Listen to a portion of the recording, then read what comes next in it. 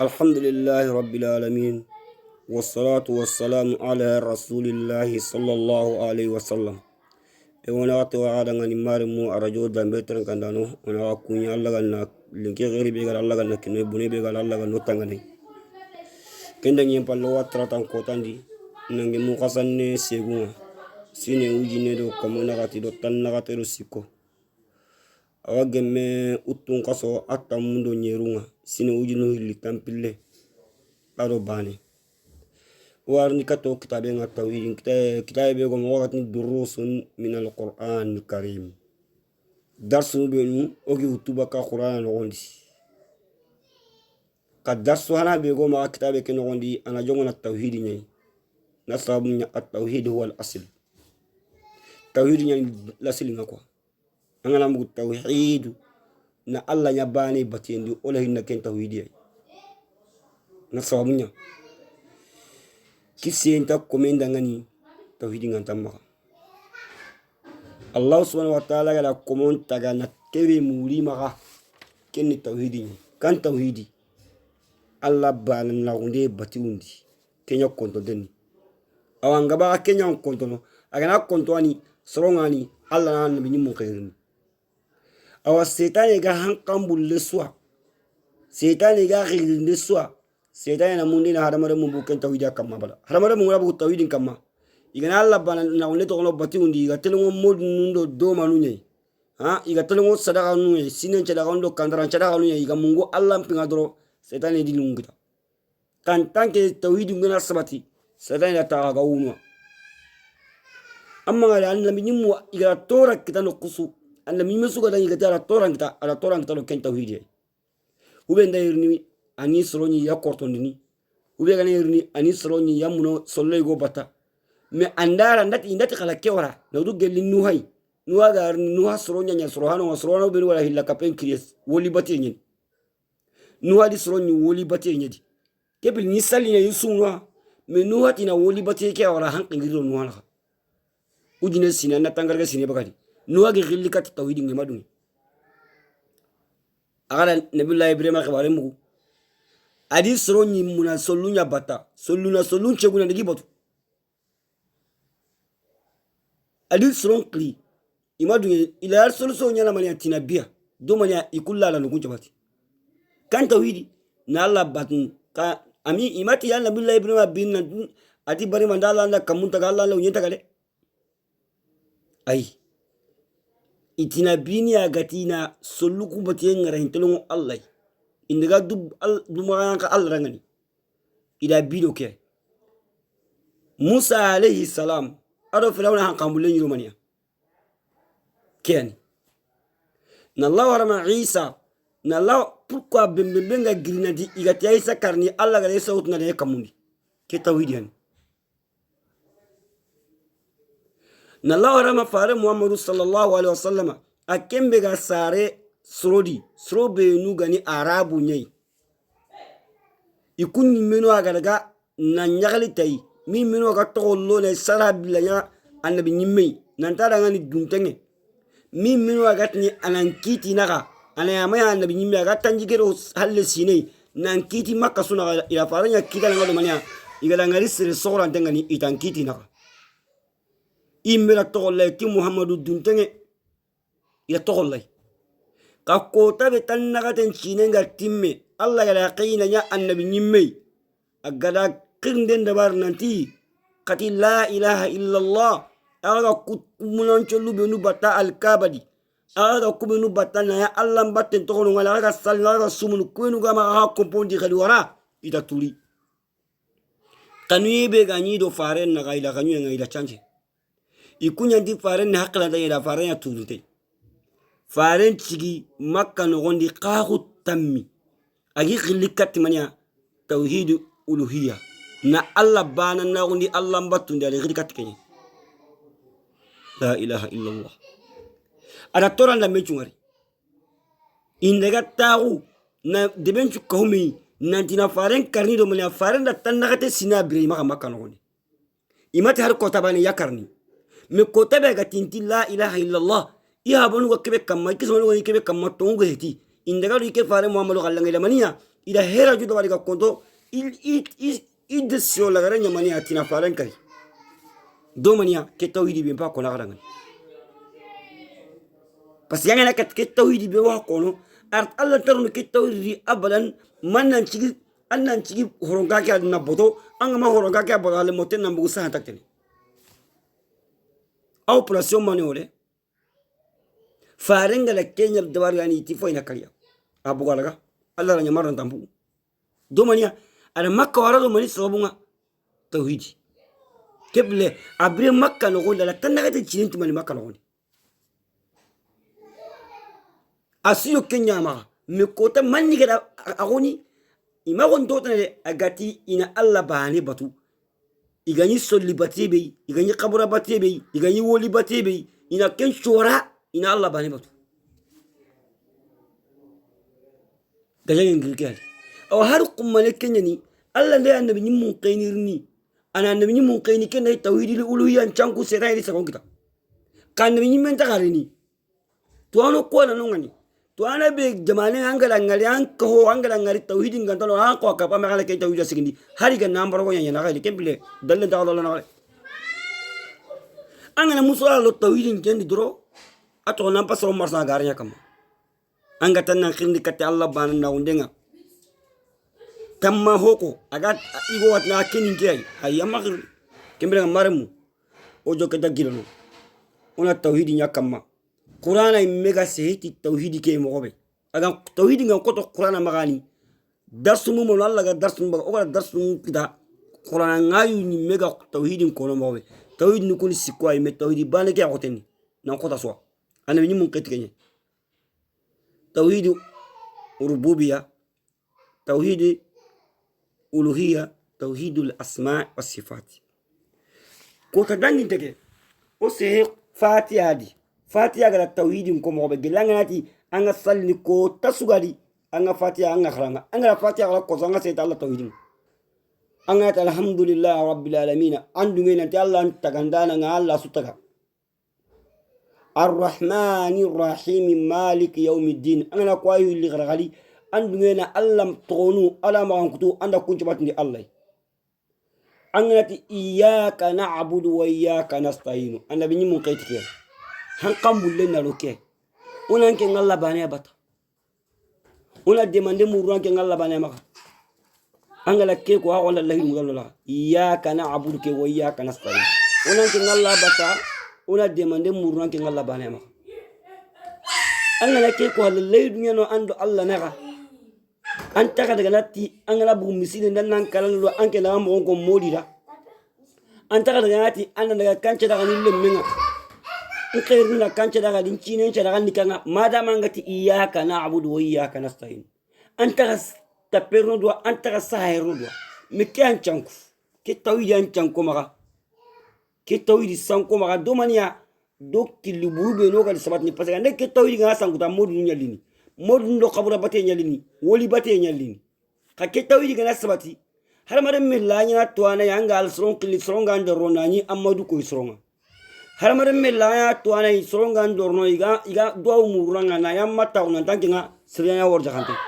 ka setani ga hesiani setani ga killen kitani are ga ro sron yugondi kunna ta company at ya khido anda bar ya himu don kono parce que ana setani ke ndaga kata bakat tawidi ke kama awai kun kana ta ko kada ana tungunya ana gare nya ga maga mali tungunga sirebe ga nari ti awa sasa ke anga tan sae nya ro anga tan tappe nya ro anga tan ho muruso Allah gati gajan nagri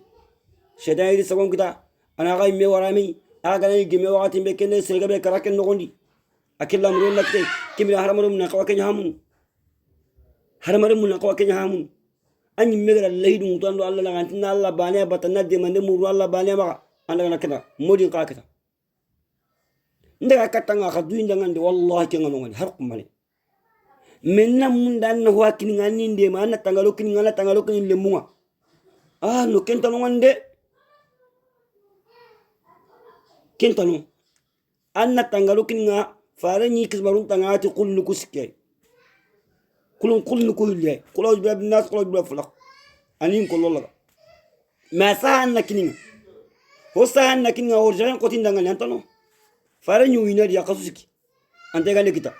qur'ana ga yakana kya kamaga farema wo zaga sen kita qur'ana li kaw ko mudun da kita qur'ana li allah gana hakwa sekin waro darsu kemra le darsu ana soratana kamma gali ken ga tawhid ni kusiki kono ngani amana nannatu nanti tawhid ni kusiki allah banan na gundike ana qur'ana te ta qoto allah maga ama to halle qur'ana sura lagale angana kitabe ke so ndante mbanya sura na be gano ken ni fatiha angana daga katan no ge mbanya sura lagale be gano ken ni suratun nas suratun nas no gondi allah la tawhid ni ku bangandi me allah mi ko gumange yu allah di ko ngoliti ya quoi qur'an ndak aidin anga urondo ke anga qul a'udhu bi rabbin nas malikin nas ilahin nas anga ke khara ke ureni mania anti qul anke na ko nanti a'udhu ngatanga murni bi rabbin nas di soron tagandanan koy soron marandan koy soron karnan koy soron orjagandan koy allah كي تغني التوحيد الربوبية عندك سواد الله دخل ميكي توحيدي هر كافرين كيتو أنا ركعت كافري أجا ساقط إلين كما نانتي كنا كمون تغاتني الله نانتي كنا مي تغاتني الله هاتني الله بيان كتاك أنت سريك تنا كيف غاتني الله عنده هتام بنوم تغا مي الله بيغر هتام قلو تغا كنا نقول كتانو الله يقول كنا كمون تغا الله يقول كنا الله بيان لا سوتغا كي تغني برب الناس سرون تغندانا كين التوحيد بي نتسيغ ما كنا الله مي كي تان بني مو ماغيتي كين دليل التوحيد بان كده غنكو ملك الناس سرون مراندانا كل مراندانا حقيقه الله ني مراندانا غما اوكتو ني والي مرانديغا الله ني مراندانا اتوني مالك اني مالك خي كمل مرندان الله الله بانن هو مرندان حقيقة كين من الله تغنو كين كاي كندو كاي الله تغنو لا ما انكو تنيا بانغان الله تغنو لا ما انكو تنيا كدي انغاتي اله الناس سرومبت كمانه كان توحيد بي الله غرا مورو كوم ما كين كي سرومبت كمانه مغاتي اله الناس سرون تغندانا إلهي ألو لا إله إسوامنا لا إله إلا الله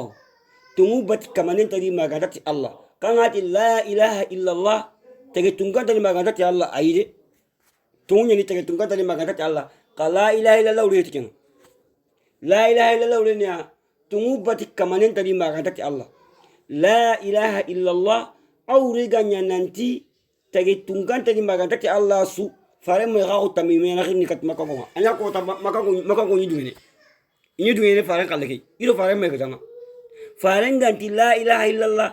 iganna hamunan tawriniya nanti tege tungkan tadi maganta ti allah aro makako mai wallami nabiyullah ibrahim ganti la ilaha illallah awriniya tege tungkan tadi maganta ti allah ima yasid ni be ndondi ma awriyati ngale awriniya bat kamanin tadi kamani bianga dutun dinai kamani bianga kusni dabar nadangani kamani bianga tekin dabar nadangani kamani bianga tangande murra maga ti Allah bani angkan tangande ga kamani be maga alle mun tangande ga kamani be maga ancho tenun tangande ga kamani be maga kejini Allah ilaha illallah ilahi nas amalan nikay nasuk ho gali Allah qibare nyai nasukini Allah hungume nyahonu hungume ibara Allah bayan do taga abani be ga do taga abani ko nambati abana ko nambati ange na golinya ngana mutu anyi me baya la golinya na kewtu anga tugana pringa kaso na kra anyi me baya tugana me golinya na kenati ange ngadi ke ora golle ke me na kenta handi ando satana ga wagge manga ba maremu haklanto anyi me na golinya ngana mutu na oran kan no hondi me golinya ngana kan kaso na kra ange me baya tugana golinya na kenati bo anya ndi mutu de kanga na le kare gollan ke ndangani anta hala ma ke ngana le kare golla hala ngani khati awagi manga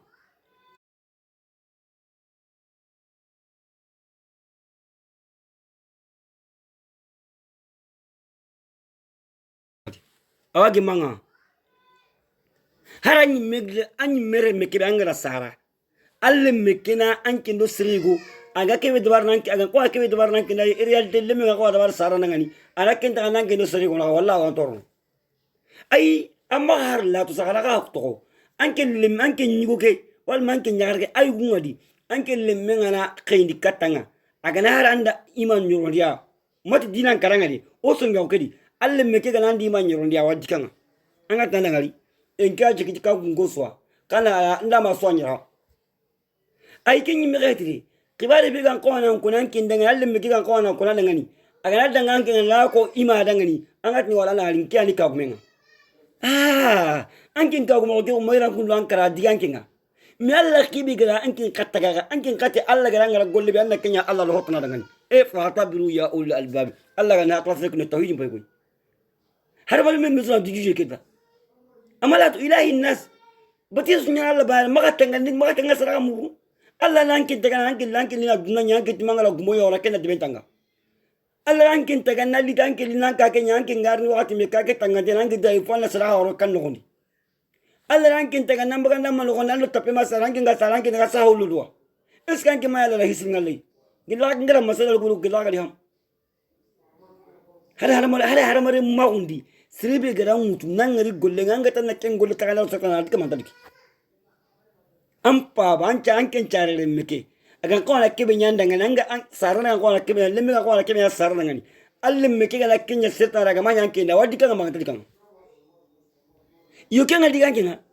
min dikani farenga ta Allah subhanahu wa ta'ala an chunna ko tan dikani surenga al kebe ga ko na nya Allah ba da nganga Allah ro ko ken Allah toro mara mutawidi ki hajayu angara tapelle du anya la hisir ngalli angara sahel du anya la hisir ngalli angara jagagulle ngaran kandi anya la hisir ngalli ilahi nas surombat kamane bate nya Allah baner ma Allah ko Allah kan no famulin kemila qul a'udhu bi rabbin nas ngatangini ti surombat kamane isro bi rabbin nas ana ko suron tagandanan malikin nas suro marandana ilahi nas suron bat kamane tawhid nukuski nuko at-tawhid ar-rububiyya ken birabbin nas tawhidul asma'i was sifati ken malikin nas tawhidul uluhiyya ken ilahi nas aw tawhid nukuski ay anyi mela kusbat nanga kusbat ndalle kitam marme man nanga hotna muru Allah ga no famulini wala nki khalle ci nere Allah ga na ko tatana ko gali wala lo suratul baqara kan gondi alla gala gangundi hana be dabari agala jonga tawhidi nyi ona ken ka bangandi alla gana tratare ko no la gai wassalamu alaikum wa rahmatullahi